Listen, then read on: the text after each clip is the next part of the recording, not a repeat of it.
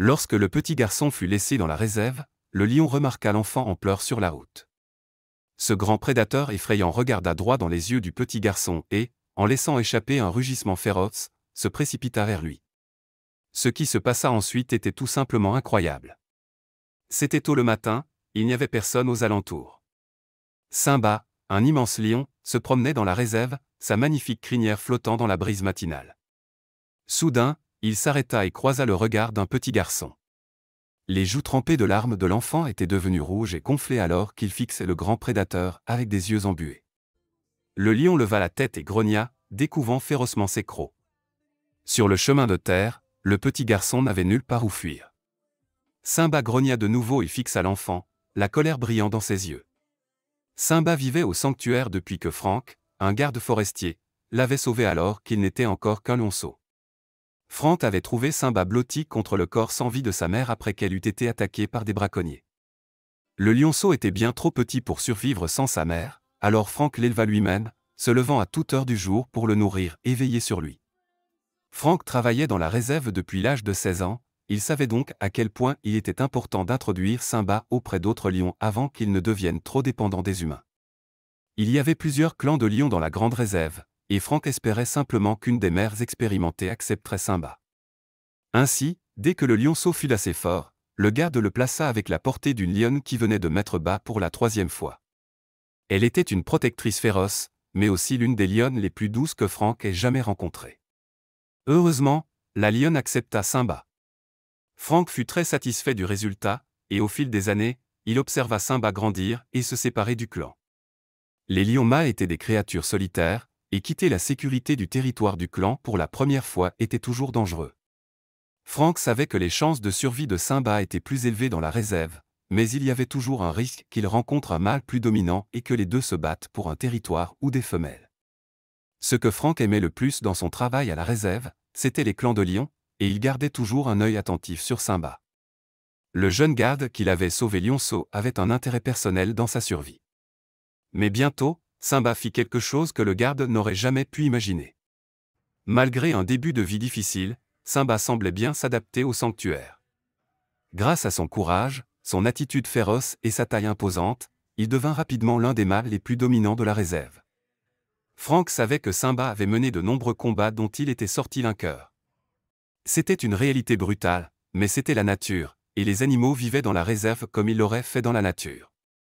La seule différence était qu'ici, ils étaient à l'abri des braconniers et disposaient d'une équipe vétérinaire en cas de besoin. Il était crucial d'assurer la survie des animaux, car beaucoup d'entre eux étaient des espèces menacées. Et même si Frank s'inquiétait parfois pour Simba, il savait qu'il était dans la meilleure situation possible.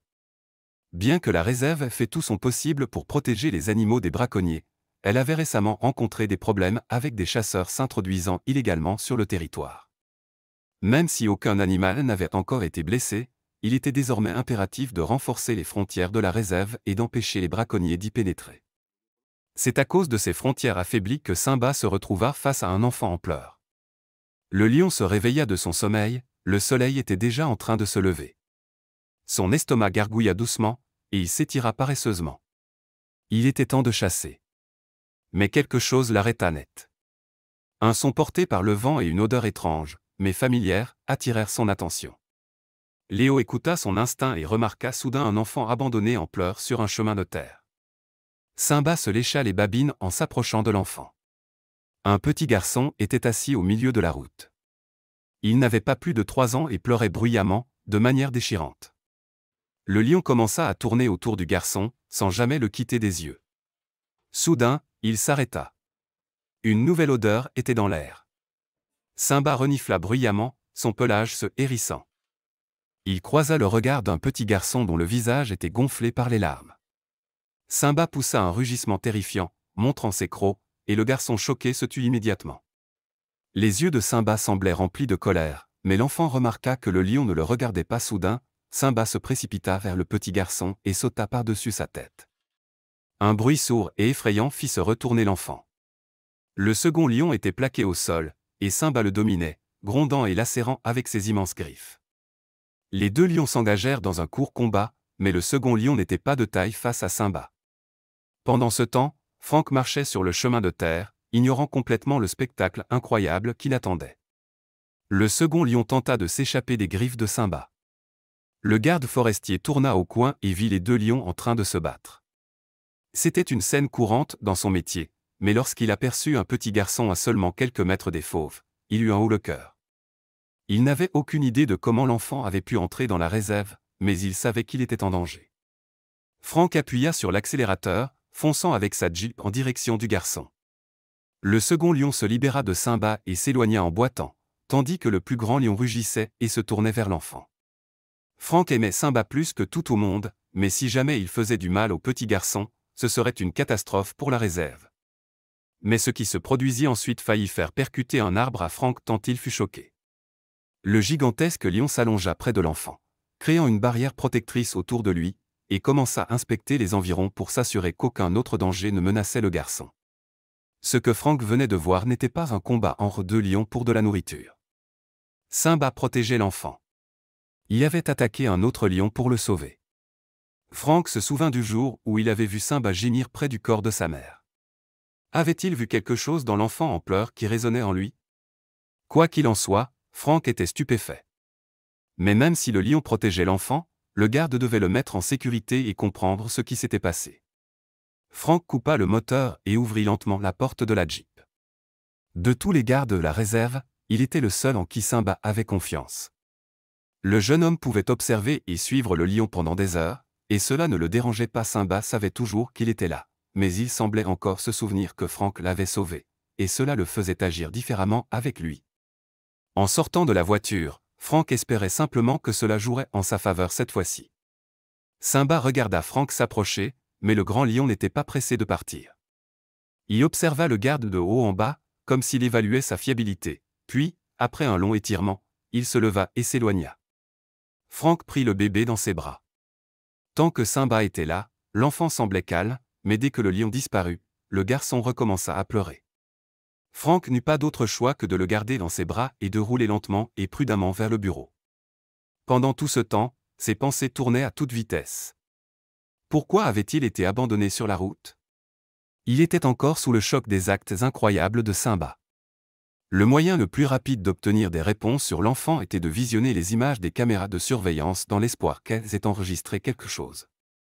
Cependant, après avoir examiné les enregistrements des caméras installées sur le territoire de la réserve, Frank vit quelque chose qui lui brisa le cœur. Sur les images, prises juste à la frontière de la réserve, une vieille voiture cabossée apparut.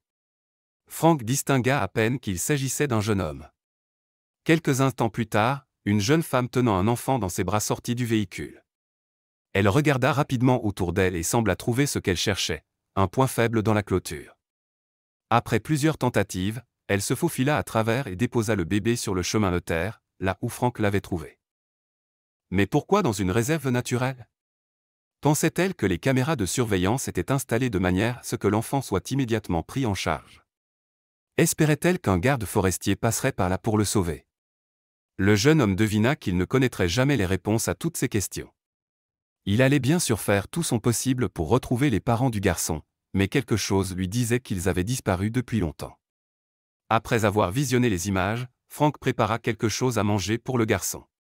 L'enfant semblait s'être calmé, et le garde décida que c'était le bon moment pour essayer d'obtenir quelques informations avant d'appeler les autorités. Cependant, l'enfant avait l'air effrayé, et tout ce que Frank put apprendre de lui, c'était qu'il s'appelait David. Il était temps de passer des appels difficiles. Mais tandis que Frank parlait aux autorités, il observait David manger avec attention et fut frappé par une pensée curieuse. Frank avait sauvé un lionceau après la mort de sa mère, et venait d'assister à la scène inverse, ce même lion protégeant un enfant abandonné par ses parents. Tout semblait rentrer dans l'ordre, sauf que cette fois, il n'y aurait personne pour s'occuper du garçon une fois qu'il aurait quitté Frank, alors que Simba était toujours resté avec le garde. Le jeune homme comprit que le désespoir avait dû pousser ses parents à l'abandonner. Certains villageois autour de la réserve étaient pauvres, et Frank savait qu'élever un enfant coûtait cher. Il se rappela la vidéo où David cherchait désespérément ses parents, et il fut envahi par la tristesse en pensant à ce qui pourrait lui arriver en quittant la réserve. Lorsque les autorités arrivèrent, David regardait la vidéo sur le téléphone de Frank. Après avoir mangé un peu, le petit garçon devint plus expressif et se mit à pointer la rue en répétant « Lion, tout en imitant un grondement qui fit rire le garde. Frank demanda aux autorités ce qu'il adviendrait de l'enfant. Elles répondirent que si aucun proche n'acceptait de le prendre en charge, il serait envoyé dans un orphelinat dans l'espoir d'être adopté. C'était un grand bouleversement pour un si petit enfant, et Frank n'osait imaginer les répercussions que cela aurait sur lui. Le jeune garde se porta alors volontaire pour s'occuper de l'enfant pendant que les autorités recherchaient sa famille. C'était une décision insensée. Il n'avait aucune expérience dans l'éducation des enfants, mais ce petit garçon avait conquis son cœur, tout comme Simba l'avait fait des années auparavant. Cependant, quelques jours plus tard, Frank reçut une mauvaise nouvelle. La famille de David restait introuvable. Le petit garçon allait devoir être envoyé dans un orphelinat. Le garde observa longuement l'enfant. Il s'était si bien adapté en si peu de temps, et juste la veille, Frank l'avait emmené voir les lions, et le garçon avait poussé des cris de joie en voyant les lionceaux jouer ensemble. Frank savait que plus tard, David se poserait des questions sur les raisons de son abandon. Et même si personne ne pourrait jamais lui donner de réponse, il y aurait toujours quelqu'un pour lui dire que ses parents l'aimaient. Quelqu'un pour lui raconter comment un lion courageux l'avait protégé et sauvé sa vie. Et cet homme, c'était Frank. Le jeune homme prit une décision. Il n'y aurait pas d'orphelinat pour David. Le garde allait l'adopter. Les mois suivants furent difficiles, car Frank dut suivre un long processus d'adoption pour devenir le tuteur légal de David.